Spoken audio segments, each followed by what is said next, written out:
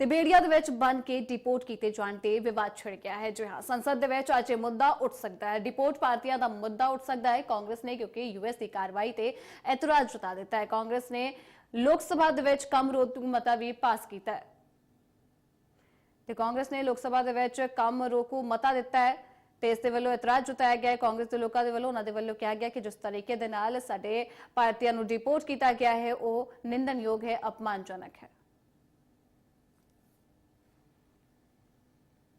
के जरिए आया था। कल मैंने फिर एयरपोर्ट डायरेक्टर से वेरीफाई किया था, तो डीसी से भी वेरीफाई किया था, तो उन्होंने बोला था कि ऐसी कुछ इन्फॉर्मेशन हमें आ रही है। तो पुख्ता इन्फॉर्मेशन आज सुबह ही उनके पास पहुंची है कि ऐसे एक विमान आ रहा है जिसमें इंडियंस हैं जो इलीगल तरीके से अमेरिका गए हुए हैं।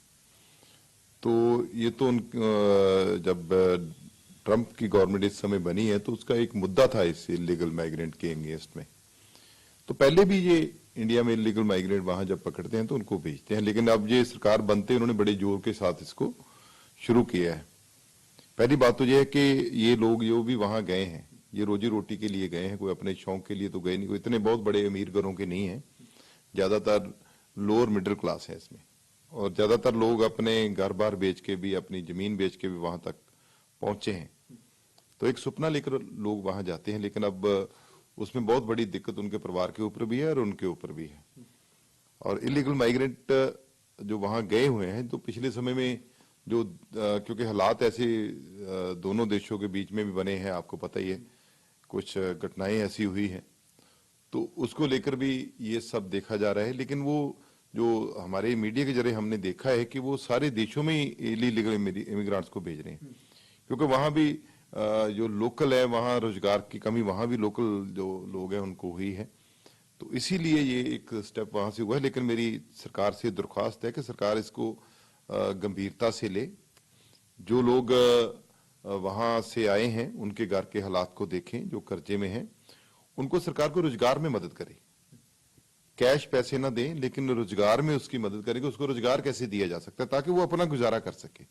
पैसे तो खत्म हो जाते हैं थोड़ी देर में, तो वो कोई जैसे स्टेट गवर्नमेंट के पास बहुत तरीके होते हैं, वो सरकार उनको कुछ उस में हेल्प कर सकती है, कुछ बैंक से हेल्प दिला सकती है ताकि वो अपनी जिंदगी दोबारा शुरू कर सके, वो कहीं डिप्रेस ना हो।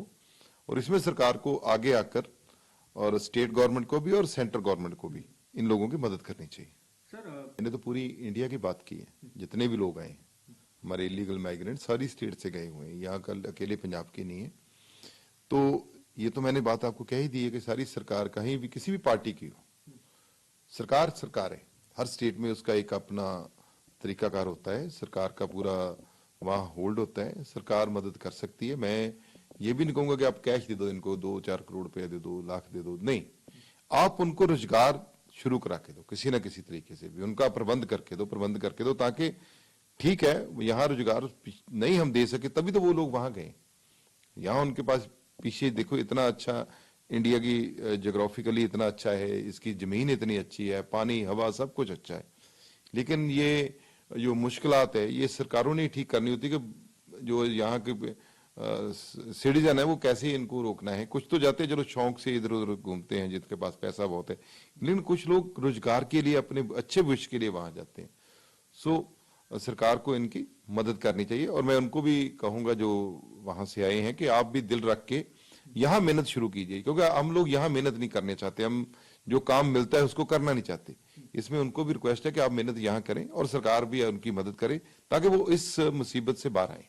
क्या लिख रखी है पहले ही, और कल पार्लियामेंट में भी हम इसको रखेंगे, मैं स्पेशल टाइम लेके ये बात उठाऊंगा पार्लियामेंट।